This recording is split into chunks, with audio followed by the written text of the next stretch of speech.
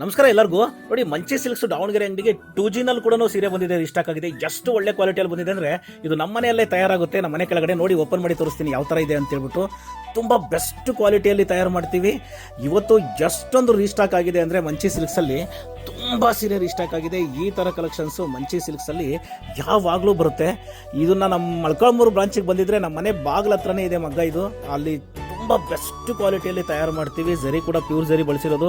ಈ ಥರ ಕಲೆಕ್ಷನ್ಸು ಮಂಚಿ ಸಿಲ್ಕ್ಸಲ್ಲಿ ಯಾವಾಗಲೂ ಬರುತ್ತೆ. ಈ ಬ್ರೋಕೆಟ್ ನೋಡಿ, ಡಬಲ್ ಕಾರ್ಡ್ ಬ್ರೋಕೆಟು, ಸಿಲ್ವರು ವೈಟು ಎರಡೂ ಕಾಣುತ್ತೆ.